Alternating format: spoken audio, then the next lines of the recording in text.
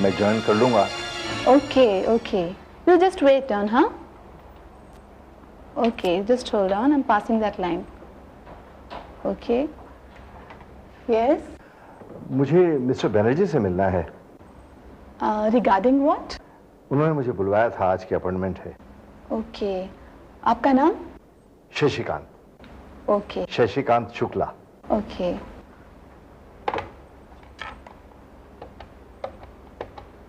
Hello. हाँ sir, mister Shashikant Shukla आपसे मिलना चाहते हैं। हाँ, उन्हें अंदर भेज दो। Yes, you can go this way. Okay. Shukla ji आइए, बैठिए। बलराज साहब ने आपके बारे में बात की थी। आपकी लड़की की शादी उनके लड़के के साथ हो रही है। बहुत भले आदमी है बलराज साहब, आपकी बहुत तारीफ कर रहे थे। आप तो होनहार आदमी हैं और इत्तेफाक से हमें भी हमारी ऑफिस में एक अच्छे आदमी की जरूरत है। Excuse me. हेलो।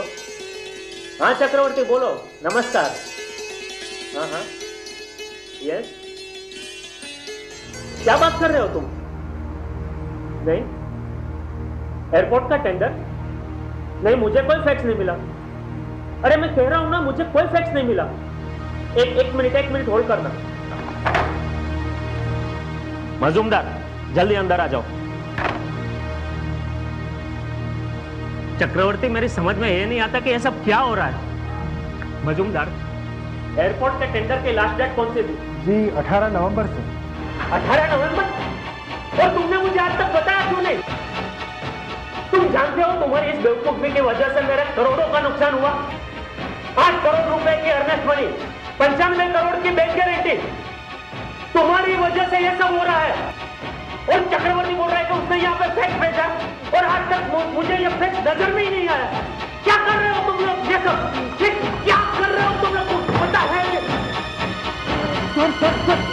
सर क्या हुआ सर?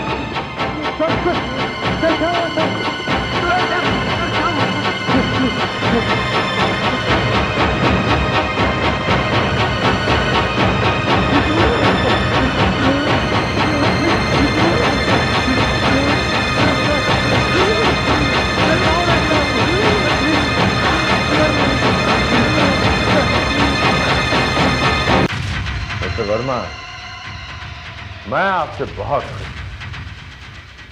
आपने इस केस को सुलटाया ही नहीं बल्कि निपटा दिया। सर मैंने तो, मुझे मालूम है कि आपने एयरपोर्ट वाले टेंडर को अपना टारगेट बनाया। Excellent, what a brain you have. This is all yours, take it. Sir ये सब गुण तो मैंने आप ही से सीखे हैं और उस हिसाब से पैसे आपसे लेने नहीं चाहिए, लेकिन सोचता हूँ अगर नहीं लूँ तो खाऊंगा क्या, इसलिए रख ही लेता हूँ सर। अच्छा सर, बाय द वे और एक बात पूछनी थी आप। हाँ, तुम किसी आदमी के बारे में कह रहे थे। जी सर। कौन है वो आदमी?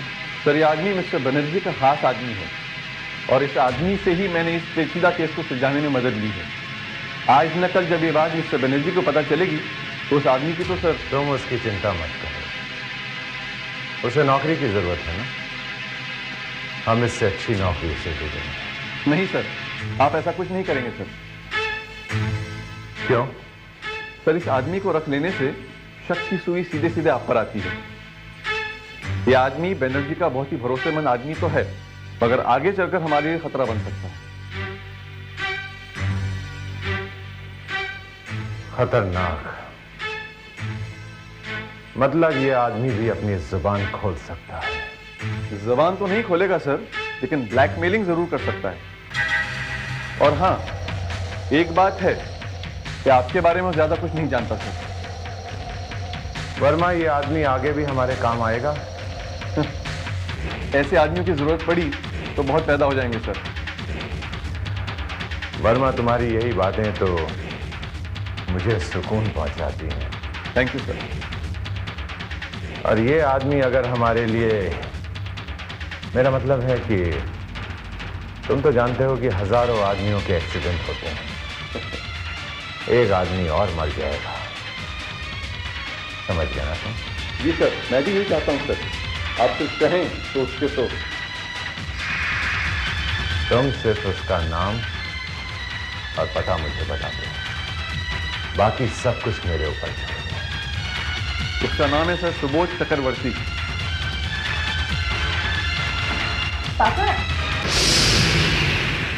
अरे बेटी, तुम यहां? तुम्हें तो कहीं और होना चाहिए था। मैं निकल रही थी। देर मत करो बेटी, जल्दी वहां पहुंचो। Okay bye.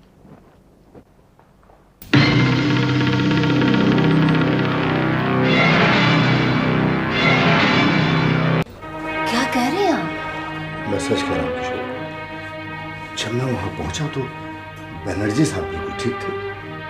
मुझसे अंदर बुलाया, अच्छी तरह से बातचीत की। मुझे लगा मेरी नौकरी पक्की हो जाएगी। तभी वो अचानक फोन आया और बनर्जी साहब। चलो, जो होना था सो हो गया। मेरा नसीब ही खोटा है किशोरी। अब हमारे सामने एक ही रास्ता है कि हम इस रिश्ते को तोड़ दें। लेकिन बेटी ब्याहने के लिए क्या हम भीख का कटोरा हाथ में लेके निकलेंगे किशोरी? कुछ नहीं है हमारे पास। मेरा कहा मानो तो बलराज चौधरी को साफ साफ मना कर दो। कम से कम हमारी इज्जत तो बची रह जाएगी। Congratulations aunty. Congratulations uncle. मुझे अभी अभी संजय और ममता की शादी की डेट फिक्स होगी ये पता चला। मैं पापा के घर थी ना, सोचा सबसे पहले आकर ममता को बधाई दो। ममता कहाँ है? नजर नहीं आ रही। बेटा वो कल्याणी सगा। अच्छा अच्छा, तो अब उसने भी माँ के साथ सोशल वर्क करना शुरू कर दिया। बहुत अच्छी बात है। सोशल वर्क से ना मन को शांति मिलती है। वैसे माँ मुझे भी अक्सर कहती है कि मैंने उन्हें ज्वाइन करना चाहिए, पर मेरा सोशल वर्क करने का पैटर्न ना कुछ अलग है। अब देखिए ना, 2 दिन पहले ही मैंने 5 गरीब लड़कियों की शादी करवाई। सारा खर्च मैंने उठाया। अब ये सोशल वर्क हुआ कि नहीं आंटी?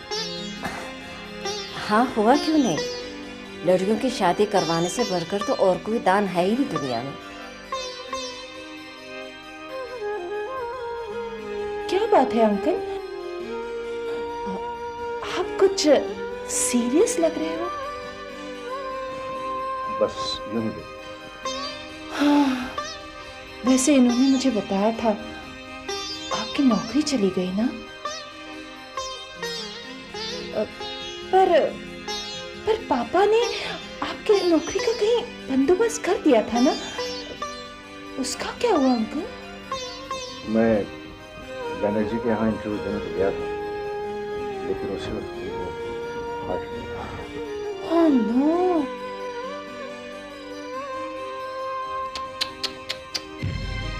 मिस्टर बनर्जी पापा के बहुत अच्छे दोस्त थे। ये सुनकर बहुत दुख हुआ।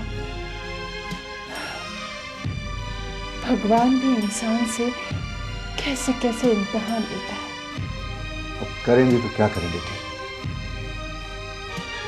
बेटियों का ब्याह कोई हंसी खेल तो नहीं होता। अंकल, क्या मैं कुछ कह सकती हूँ? हाँ हाँ बोलो बेटी। यू नो, कभी कभी ग्रहों की वजह से सीधे काम भी उल्टे हो जाते हैं। मुझे भी बेटा ग्रहों का ही चक्कर लगता है। अब कहना तो नहीं चाहिए आंटी, संजय मेरा सबसे प्यारा और खुशदिल देवर है, पर जैसे आने वाली बहू के पैर देखे जाते हैं, वैसे ही दामाद के पैर का प्रभाव भी तो लड़की के घर पर पड़ सकता है कि नहीं? आपने वैसे इन दोनों की कुंडलियां मिलवाई है ना? बेटी मैं तो मिलवाना चाहती थी, लेकिन तुम्हारे अंकल इन बातों पर विश्वास नहीं करते। What? अब तक आपने कुंडलियां नहीं मिलवाई? अंकल, ये बात तो ठीक नहीं है। अब देखिए ना, मेरे पापा इतने बड़े बिजनेसमैन हैं, लेकिन मुहूर्त देखे बगैर घर से पांव बाहर नहीं निकालते। राकेश नाथ जी मानते होंगे, मैं तो नहीं मानता। अब इसमें भी क्या जिद है? एक बार चलकर तो उनकी कुंडली पंडित जी को दिखा देते हैं। और संजय की कुंडली मैंने मंगवाई भी थी। ओ किशोरी, कुंडली दिखाकर आखिर होगा क्या? अंकल, अगर कोई प्रॉब्लम है तो पूजा पाठ से उसे सॉल्व किया जा सकता है। अब सच्चे पंडित मिलते भी कहाँ हैं? वैसे आपको इसकी चिंता करने की जरूरत नहीं। आप पंडित गोपीनाथ शास्त्री को जानते हैं? वो सेंटा क्रूज वाले? जी हाँ, आप उन्हें जानती हैं? नहीं बेटा, मैं जानती तो नहीं हूँ, लेकिन नाम जरूर सुना है। तो कोई बात नहीं, आज मैं आपको उनके पास लेकर चलती हूँ। अरे बेटा, तुम क्यों तकलीफ करोगी? कम ऑन, इसमें तकलीफ की क्या बात है आंटी? चलिए ना, मैं आपको लेकर चलती हूँ। नहीं बेटा, ममता सदन से 5 बजे आ जाएगी। उसके बाद हम दोनों उन दोनों की कुंडली दिखाने ले जाएंगे। ये भी ठीक है। अच्छा, फिर मैं चलती हूँ। ठीक है।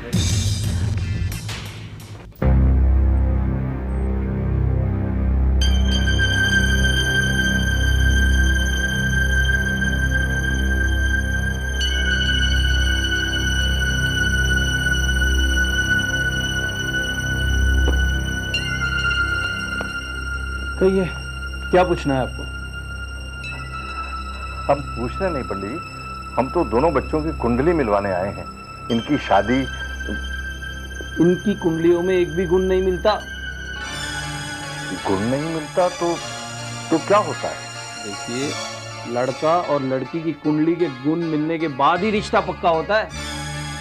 आपका मतलब ये है कि अगर गुण ना मिले तो रिश्ता पक्का नहीं हो सकता? मतलब ये शादी नहीं हो सकती? नहीं हो सकती, बिल्कुल नहीं हो सकती। जब गुण नहीं मिलते तो शादी कैसे होगी? आप तो महान है पंडित जी, महान है आप। जितनी प्रशंसा मैंने आपके बारे में सुनी थी, मैंने तो आपको उससे भी अधिक पाया। तिवारी जी कह रहे थे कि पंडित जी तो दूध का दूध और पानी का पानी बिल्कुल अलग कर देते हैं, लेकिन आप तो उससे भी महान है। बड़ा अच्छा ज्ञान है आपका तो। वाह वाह वाह। आप कन्या के पिता है ना? जी हाँ जी हाँ, ममता मेरी बेटी है पंडित जी। ममता? मतलब जिसकी ये कुंडली है? हाँ हाँ।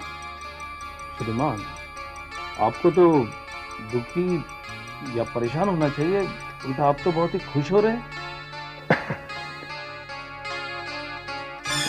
वो बात आपकी समझ में नहीं आएगी पंडित जी। आप तो सिर्फ ये बताइए कि ये विवाह क्यों नहीं हो सकता? सुनिए, बोलो। पंडित जी से कोई उपाय पूछ लीजिए।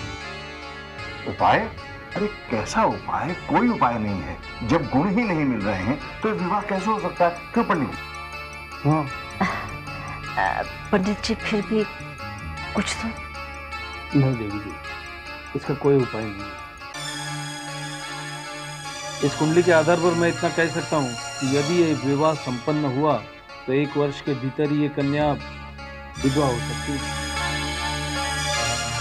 पंडित जी, मतलब ये शादी नहीं, बर्बादी है। बिल्कुल बर्बादी है। इससे बड़ी और दूसरी कोई बर्बादी हो ही नहीं सकती। देखा किशोरी,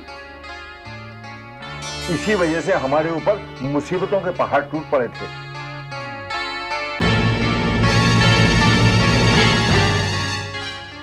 माफ कीजिए पंडित जी, कहते हैं कि पूजा पाठ से सब ठीक हो जाता है।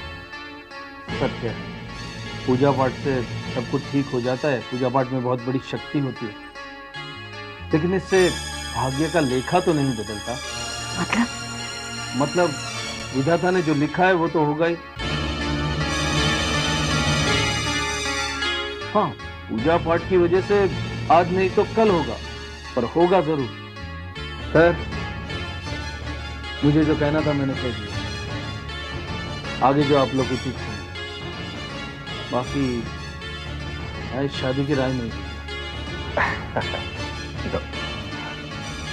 अच्छा फिर ये तो बताइए कि आपकी दान दक्षिणा? अभी काहे का दान और काहे की दक्षिणा? हाँ, कुंडली मिल जाती तो 501 पूरे गिन के लेता, लेकिन जब कुंडली नहीं मिली तो खैर राम जी भला करे। किशोरी चलो, ये समाचार बलराज चौधरी साहब को भी तो देना है। अच्छा पंडित जी, नमस्ते।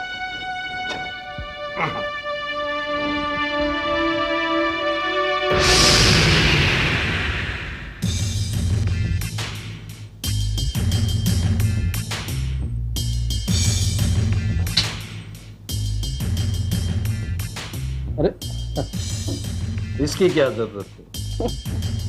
पंडित जी, पापा हमेशा कहते हैं दान पुण्य के नाम पर जो भी निकल जाए वो अच्छा ही है। बड़े नेक विचार है राकेश नाथ जी के। वैसे पंडित जी, क्या वाकई में संजय और ममता की कुंडली मिल नहीं रही थी? बिल्कुल मिल रही थी। 16 गुण मिल रहे थे। ऐसी कुंडली मैंने अपने जीवन में कभी देखी नहीं। मुझे लगता है आप बात को जरा बढ़ा चढ़ा के कह रहे हैं। बढ़ा चढ़ा कर नहीं, तुम्हारी वजह से मुझे झूठ बोलना पड़ा है। पंडित जी, आप मुझ पर तोहमत लगा रहे हैं। तोहमत की क्या बात? तुम्हारी और अजय की कुंडली में 14 ही गुण मिल रहे थे। उस समय भी मैंने झूठ कहा था तुम्हारी वजह से। So what? हाँ? आपको उस काम के पूरे पैसे मिले थे। कल्पना, मैंने अपने हाथों से तुम्हें खिलाया। इतना गुस्सा अच्छा नहीं। आप गुस्सा दिलाओगे तो क्या मुझे गुस्सा नहीं आएगा? पंडित जी, एक बात आप अच्छी तरह से समझ लीजिए, जब तक झूठ सच बना रहेगा तब तक आपकी इज्जत भी बनी रहेगी। और इसीलिए ये बात मेरे और आपके अलावा और किसी को पता नहीं चलनी चाहिए।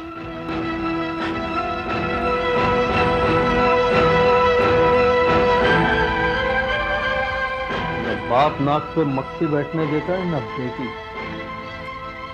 ना मुलायम जोड़ी, एक अंधा एक कोड़ी, राम जी भला करे।